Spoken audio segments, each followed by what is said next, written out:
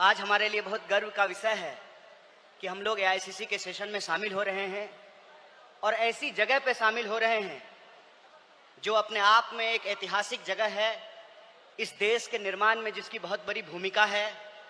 और हम गुजरात में ये एआईसीसी सेशन इसलिए कर रहे हैं कि गुजरात में स्वतंत्रता आंदोलन की जड़ है। गुजरात वो भूमि है जहां हमारे राष्ट्रपिता महात्मा गांधी, सरदार वल्लभ भाई पटेल जी, दादा भाई नौरोजी जी का जन्म स्थान है, उनकी कर्मभूमि है। तो जब यहाँ पे एआईसीसी सेशन हो रहा है तो हमारा उद्देश्य यही है कि हम अपनी जड़ में जाएं, अपने जड़ को मजबूत करें, क्योंकि हमारे सामने एक बहुत बड़ी चुनौती है। चुनौती ये है कि हम आज़ादी के आंदोलन में शामिल हुए, देश को आज़ादी मिली और आज़ाद भारत के निर्माण में कांग्रेस पार्टी ने बहुत बड़ी भूमिका निभाई।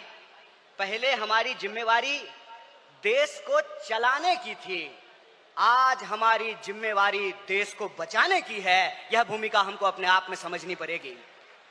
देश को चलाने की जिम्मेवारी ऐसे थी कि देश आजाद हुआ, देश का संविधान बना और उस संविधान के आधार पर भारतीय लोकतंत्र फलना फूलना शुरू किया। कुछ दशकों के बाद कुछ ऐसी शक्तियां आज सत्ता पर काबिज हुई है जिन्होंने आजादी के आंदोलन में हिस्सा नहीं लिया। इसीलिए मैं बार बार कहता हूं, देश को आजादी माफी मांगने से नहीं, देश को आजादी लाठी खाने से मिली है, जेलों में जाने से मिली है। यह जो आजादी मिली है, इस आजादी को जो लोग मानते नहीं हैं, कहते हैं ना, जिन्होंने अपना खून पसीना नहीं बनाया हो घर को बनाने में, उनको घर की बचाने की कोई जद्दोजहद नहीं होती है। घर को जब बिगड़ रहा हो तो उनको कोई तकलीफ नहीं होती है। जो संविधान को बनाए हैं वही संविधान को बचाना चाहते हैं, जो आजादी दिलाए हैं वही आजादी को बचाना चाहते हैं, जो देश को बनाए हैं उन्हीं को देश को बचाना पड़ेगा। बताइए, कांग्रेस पार्टी का एक एक कार्यकर्ता जो देश की आजादी पर गर्व करता है, देश के स्वतंत्रता आंदोलन पर गर्व करता है, उस आजादी को बचाने के लिए आप संघर्ष करेंगे कि नहीं करेंगे? अगर आप संघर्ष करेंगे तो ये लड़ाई बिल्कुल आमने सामने की लड़ाई है। ये लड़ाई है कि एक तरफ वो लोग हैं जो काली टोपी पहनते हैं, एक तरफ हम लोग हैं जो सफेद टोपी पहनते हैं। वो जो काली टोपी पहनने वाले लोग हैं वो काले कानून लेकर के आते हैं।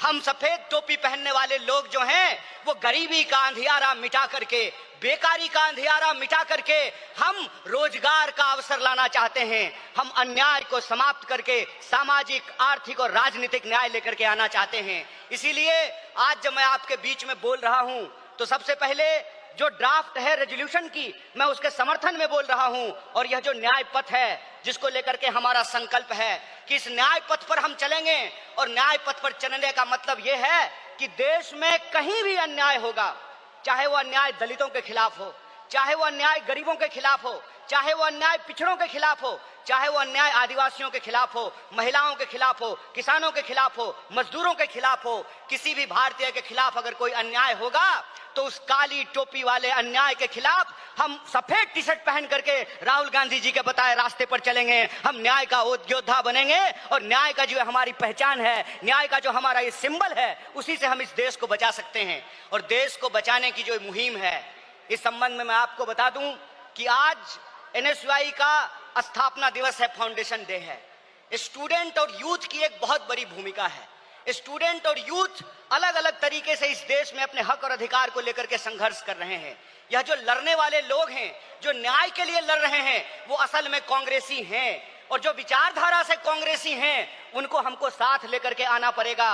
और मैं कांग्रेस के एक एक कार्यकर्ता को धन्यवाद देना चाहता हूं कि आप इस दौर में कांग्रेसी हैं जब लोग गद्दारी कर रहे हैं, कांग्रेस पार्टी के साथ बेवफाई कर रहे हैं, चंद दौलत के लिए, चंद सिक्कों की खनक के लिए अपनी पार्टी से गद्दारी करके उस विचारधारा से समझौता कर रहे हैं, उस वक्त आप कांग्रेस का झंडा थाम करके खड़े हैं। आप सिर्फ कांग्रेस के कार्यकर्ता नहीं हैं, इस देश को बचाने वाले आप जो है सेनानी हैं। जो स्वतंत्रता आंदोलन इस देश को मिला है, स्वतंत्रता सेनानियों ने जो स्वतंत्रता हमको दिलाई है, उस स्वतंत्रता को बचाने वाले आप संविधान सेनानी हैं। इसीलिए मैं आप सबसे अपील करने के लिए आया हूं कि ये आमने सामने की लड़ाई है, ये विचारधारा की लड़ाई है। और इस दौर में हमको उस रास्ते पे नहीं जाना है जो आसान रास्ता है, जो लालच का रास्ता है, जो कुर्सी का रास्ता है। मैं कहता हूं कि इतिहास ने हमको मौका दिया है, कांग्रेस पार्टी ने हमको मौका दिया है तो हम एमपी एमएलए बनने की कोशिश जरूर करें, लेकिन हम जिस दौर में रह रहे हैं ये वो दौर है कि हमारे सामने एमपी एमएलए बनने के अलावे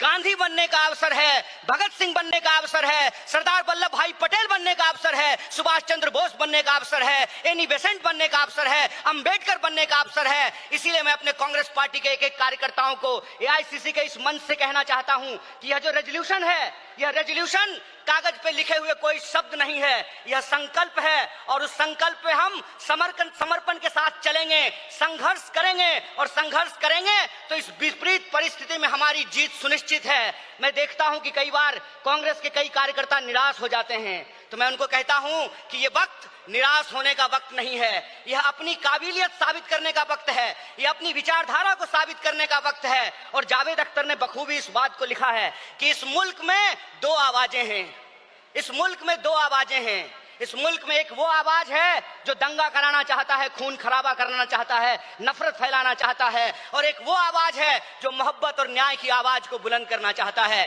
इसीलिए हम कहते हैं कि मुझे पामाल रस्तों का सफर अच्छा नहीं लगता, जिस दर जाते हैं लोग उधर जाना अच्छा नहीं लगता। आप कांग्रेस पार्टी के ईमानदार कार्यकर्ता हैं, आपके कंधे पर देश को बचाने की जिम्मेवारी है, आपके कंधे पर संविधान को बचाने की जिम्मेवारी है, और हमको पूरा भरोसा है कि आईसीसी सेशन के माध्यम से पूरे देश में यह संदेशा जाएगा और कांग्रेस पार्टी का एक एक कार्यकर्ता मजबूत होकर के अपनी काबिलियत को साबित करेगा। वह पथ क्या, पथिक कुशलता क्या, जिस पथ में बिखरे सूल न हो, नाविक की धैर्य परीक्षा क्या, जब धाराएं प्रतिकूल न हो। इस प्रतिकूल समय में कांग्रेस पूरे दमखम के साथ उस काली विचारधारा के खिलाफ, उस काली टोपी के खिलाफ टी शर्ट पहन करके लड़ेगा, और यह टी शर्ट का जो सिंबल है वो न्याय का सिंबल है। उस अन्याय के खिलाफ हमको इस न्याय की आवाज को बुलंद करना है। मुझे पूरा भरोसा है कि आईसीसी सेशन से निकल करके हम अपने जिलों में जाएंगे, अपने बूथों पर जाएंगे, और समाज में, देश में जहां कहीं भी अन्याय होगा हम कांग्रेस पार्टी बन करके, कांग्रेस का कार्यकर्ता बन करके, गांधी का सिपाही बन करके गोडसेवादी विचारधारा को प्राप्त करने का काम करेंगे। बहुत बहुत शुक्रिया, बहुत बहुत धन्यवाद। इनकलाब जिंदाबाद, जय हिंद, जय कांग्रेस। एक बार जोर से आवाज बुलंद कीजिए। यह आवाज साबरमती आश्रम से दिल्ली के तख्त तक पहुंचनी चाहिए। जय हिंद, जय हिंद, जय कांग्रेस।